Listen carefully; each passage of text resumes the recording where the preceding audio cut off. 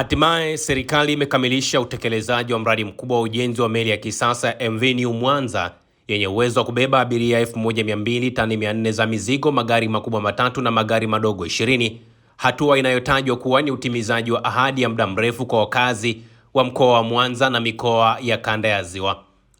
Meli hiyo yenye urefu wa mita 92.6, upana wa mita 17, kimo cha ghorofa 4 inatarajiwa kuzinduliwa rasmi Januari 23, 2026 katika bandari ya Mwanza Kusini na Waziri Mkuu wa Jamhuri ya Muungano wa Tanzania, Mheshimiwa Dr. Mwigulu Lameck Nchemba.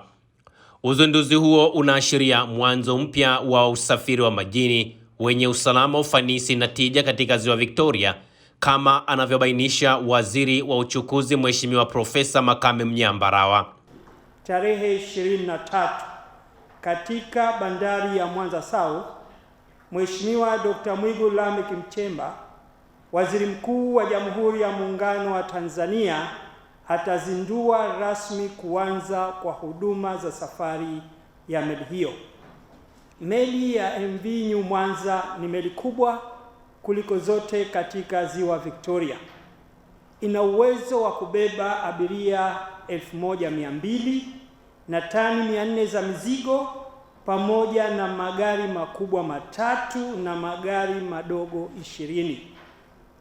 Meli hii imeundwa kwa viwango vya kimataifa na ina urefu wa mita 92.6, karibu sawa na uwanja wa mpira wa miguu, na upana wa mita 17, ikiwa na kimo yani height ya ghorofa 4, sawa na nyumba ya ghorofa 4. Ujenzi wa meli hii umetumia gharama ya shilingi bilioni 120.562. Wakati serikali ya awamu ya 6 inaingia madarakani, mradi huu ulikuwa umefikia asilimia 40 tu ya utekelezaji, huku mkandarasi akiwa amelipwa shilingi bilioni 40.644. Baada ya kukamilika kwa ujenzi na kufanyika majaribio yote muhimu, meli ya MV New Mwanza ilikaguliwa na shirika la uwakala wa meli Tanzania TASAC, ambalo kisheria ndio limepewa kazi hiyo, na hatimaye kuruhusu kuanza rasmi safari za kibiashara.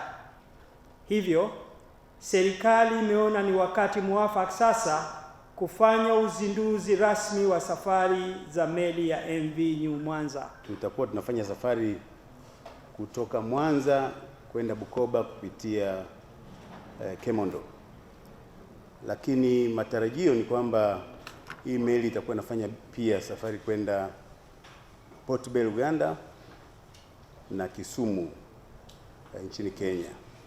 Kwa hiyo taratibu lini tutaanza hizo safari tutaambia, kwa sababu tuko kwenye hatua za mwisho kufanya makubaliano na wenzetu kule Kenya pamoja na Uganda, lakini safari zake zitakuwa kama safari ambazo meli ya MV Victoria sasa hivi inafanya, ya kwenda Bukoba kupitia Kemondo na baadaye tutatoa taarifa ya njia mpya.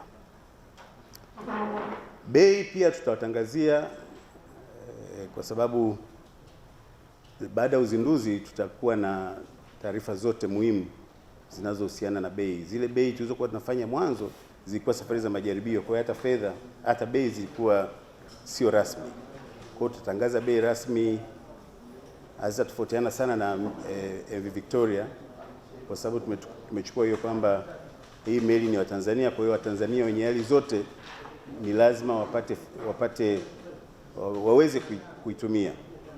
Kuhusu ukaguzi wa maendeleo ya mradi wa ujenzi wa kituo cha kimataifa cha utafutaji na uokoaji kinachojengwa katika manispaa ya Ilemela katika eneo la airport, Profesa Mnyaa anasema Waziri Mkuu wa Jamhuri ya Muungano wa Tanzania atafanya ziara ya kikazi katika mradi wa ujenzi wa kituo cha kimataifa cha ukarabati shughuli za utafutaji na uokoaji kiliopo wilaya ya Ilemela, eneo la uwanja wa ndege hapa mkoani Mwanza.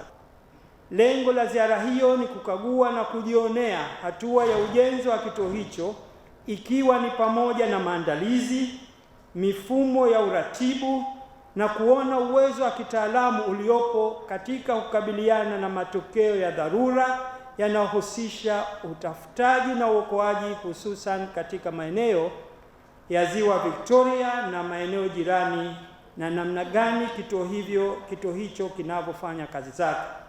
Katika ziara hiyo, Mheshimiwa Waziri Mkuu atapata fursa ya kupokea taarifa ya kina kuhusu shughuli zitazotekelezwa na kituo hicho, mikakati iliyochukuliwa na serikali katika kuimarisha usalama wa wananchi wanaotumia usafiri wa njia ya maji na mali zao.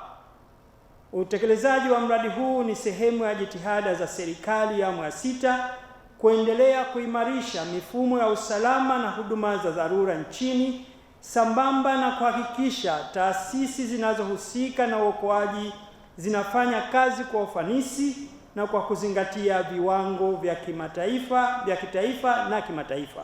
Kituo chetu cha uokoaji cha kikanda kina component tofauti. Moja ni ujenzi wa lile jengo ambalo lipo karibu na hoteli ya Malaika, ambalo lenyewe lilitumia dola za Marekani milioni 1.8.